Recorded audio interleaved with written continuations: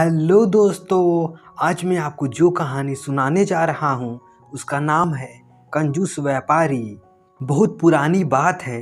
कोसी नामक एक व्यापारी था। उसके पूर्वज अत्यंत धनवान थे और दान देने के लिए विख्यात थे। शहर के कई भागों में उन्होंने बीमार और गरीबों के लिए घर बनवाए थे। इसलिए पूरे राज्य में सभी उन्हें आदर भाव से देखा करते थे। जब कोसिये घर का मुखिया बना तो कोसिये ने सोचा, मेरे पूर्वजों ने मेहनत के कमाए हुए धन को दान में देकर बर्बाद किया है। मैं लोगों को दान नहीं दूंगा और धन की बचत करूंगा। उसने अपने पूर्वजों द्वारा बनवाए दान घर को बंद कर दिया और कृपक बन गया। भिक्षुक और दीनहीन उसके द्वार पर आकर कहते, हे महान व्यापारी, अपने पूर्वजों की परंपरा को नष्ट मत करो, दान दो, तुम और तुम्हारा परिवार दीर्घायु होगा। किंतु कोसिये पर इन बातों का कोई प्रभाव नहीं पड़ता। उसने फाटक पर पहरेदार बिठा दिए जिसमें कोई भी भीतर ना आ सके। कोसिये खुद थोड़ा भोजन करता और अपने परिवार को भी कम खाने को देता। फटे पुराने कपड़े पहनता और पुराने रथ पर चढ़ता। इस प्रकार धीरे धीरे उसका धन व्यर्थ होने लगा। एक दिन कोसिये ने राजा की सेवा में जाने का निश्चय किया। अपने भाई को भी साथ ले जाने की इच्छा से वह उसके घर गया। छोटा भाई सपरिवार स्वादिष्ट भोजन कर रहा था। उसने कोसिये को आसन देते हुए कहा, दादा आइए, थोड़ा भोजन कर लीजिए। सुस्वादु व्यंजन देखकर कोसिये के मुंह में पानी आ गया। उसकी खाने की प्रबल इच्छा थी, पर उसने सोचा कि यदि मैं छोटे व्यापारी के घर कुछ भी खाऊंगा तो मुझे भी इसे बुलाना पड़ेगा, उसमें बेकार धन बर्बाद होगा। ऐसा विचार कर उसने भोजन करने से मना कर दिया। छोटे व्यापारी के दोबारा पूछने पर उसने कहा, मेरा पेट भरा हुआ है, मैंने अभी अभी खाना खाया है। उसने कहने को तो कह दिया, पर स्वादिष्ट भोजन देखकर उसके मुंह में पानी आता रहा। भोजन समाप्त करने पे दोनों राजा से मिलने उसके महल गए। मिलकर वापस भी आ गए, पर कोसिये पूरे समय केवल सुस्वादु व्यंजन के विषय में ही सोचता रहा। उसने फिर सोचा, यदि मैं घर पर सुस्वादु व्यंजन बनाऊं तो बहुत सारे लोग खाने के लिए आ जाएंगे। ढेर सारा अन्न, दूध और शक्कर बर्बाद होगा। नहीं, मैं नहीं पकाऊंगा। पर उसके दिमाग में सुस्वादु भोजन का विचार ही उसे यातना देता रहा। धीरे धीरे उसके चेहरे का रंग पीला हो गया, उसका स्वास्थ्य गिरता चला गया और वह बिस्तर से आ लगा। एक दिन उसकी पत्नी ने पूछा, प्रभु आपको किस वस्तु की चिंता है? आप पीले पड़ गए हैं। क्या राजा आपसे अप्रसन्न है या फिर पुत्रों ने आपका निरादर किया है? मुझे तो बताइए। व्यापारी ने कहा, प्रिय, मेरी एक इच्छा है, क्या तुम उसे पूरा करोगी? पत्नी ने कहा, यदि मैं कर पाऊँ तो अवश्य आपकी इच्छा पूरी करूँगी। कोसिये ने पत्नी से कहा, प्रिय, कुछ दिनों पूर्व मैंने छोटे भाई को अत्यंत सुस्वादु व्यंजन खाते देखा था, तभी से मैं उसे खाना चाहता हूँ। पत्नी ने पति से पूछा, प्रभु क्या आप इतने निर्धन हैं कि वह व्यंजन घर पर पकाकर नहीं खा सकते? मैं वह व्यंजन इतनी अधिक मात्रा में बनाऊंगी कि सारा शहर खा सके। अपनी पत्नी के उत्तर से कोसिये अत्यधिक उत्तेजित हो गया। उस पर चिल्लाता हुआ बोला, मैं जानता हूँ तुम संपन्न हो। क्या तुम धन अपने पिता के पास से लेकर आई हो जो पूरे शहर को खिलाना चाहती हो? पत्नी को यह सुनकर बड़ा आश्चर्य हुआ।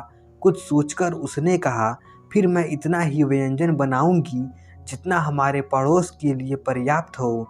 कोसी ने फिर कहा, तुम्हें अपने पड़ोसियों से क्या लेना देना है? वे अपने घर में पका सकते हैं। पत्नी ने कहा, फिर मैं इतना ही बनाऊंगी जो हमारे बगल के 7 घरों के लिए ही पर्याप्त हो। कोसिये ने पूछा, तुम्हें उनसे क्या लेना देना है? पत्नी ने कहा, फिर मैं उतना ही पकाऊंगी जितना हमारे परिवार के लिए पर्याप्त हो। कोसिये ने फिर खींचा, तुम्हें उन सब से क्या लेना देना है? पत्नी ने पूछा, तब मेरे प्रभु फिर मैं मात्र अपने और आपके लिए पकाऊंगी।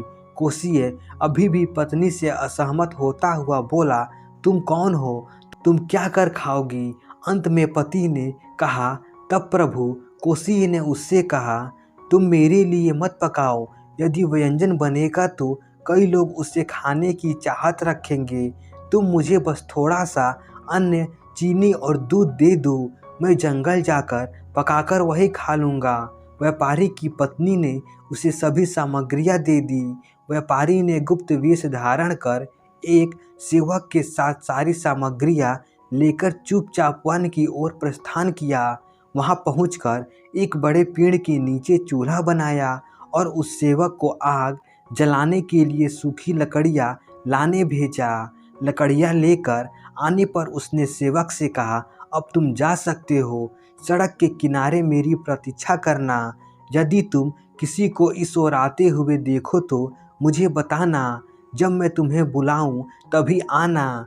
इस प्रकार कोशिए ने वन में स्वादिष्ट व्यंजन बनाया। इंद्रदेव इन सब के प्रत्यदर्शी थे। उन्हें लगा कि व्यापारी के पूर्वजों की साख और परंपरा दोनों ही खतरे में है। अपनी कृपता के कारण न तो व्यापारी खुद खाता है और न ही दूसरे को दान देता है।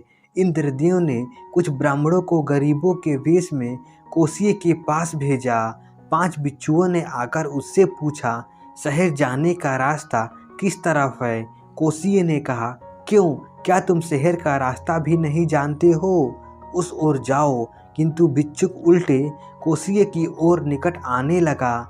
कोशिए चिल्लाया, क्या तुम सब बहरे हो? मेरी ओर क्यों आ रहे हो? उस ओर जाओ, वही रास्ता शहर की ओर जाता है।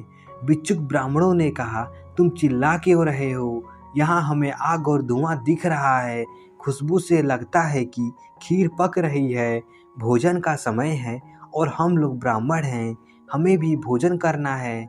कोशिए ने उन्हें मना करते हुए कहा, मैं यहाँ कोई ब्राह्मण भोज नहीं करवा रहा हूँ। यहाँ से चले जाओ। मैं अन्न का दाना भी नहीं दूंगा। मेरे पास बहुत ही थोड़ा भोजन है। अपना भोजन कहीं और जाकर ढूंढो। एक ब्राह्मण भिक्षुक ने कोशिए की ओर देखा और कहा, हे कोशिए, अल्प हो तो अल्प दो, सीमित हो तो सीमित दो, ढेर हो तो ढेर दो। कुछ भी नहीं देना सही नहीं है। उदारता पूर्वक दो और अच्छे से खाओ। उत्तम रास्ते पे चलो। अकेले खाने से तुम्हें कभी भी प्रसन्नता नहीं मिलेगी। उसकी बात सुनकर कोशिए का मन बदल गया। उसने सभी ब्राह्मण भिक्षुओं को सुस्वादु व्यंजन परोसा। विस्मयकारी ढंग से ब्राह्मणों के जी भर खाने के पश्चात भी सुस्वादु व्यंजन की मात्रा में कोई कमी नहीं आई। कोशिए को बहुत अचरज हुआ। ब्राह्मणों ने कहा, कोशिए, हम यही तुम्हारे व्यंजन खाने नहीं आए हैं। तुम्हारे पूर्वज अत्यंत दानी थे। तुम कृपण, क्रोधी और पापी हो गए हो। ब्राह्मणों से ज्ञान पाकर कोशिए घर वापस आया। उसने फिर दान घर का जीर्णोद्धार कराया और पूर्वजों के परोपकार की परंपरा का अनुसार करने लगा। तो इस कहानी से हमें यह सीख मिलती है कि दान देने से विपुलता आती है। तो दोस्तों, आशा करता हूँ यह कहानी आपको अच्छी लगी होगी। ऐसे ही मज़ेदार कहानी सुनने के लिए हमारे चैनल को सब्सक्राइब कर दीजिए।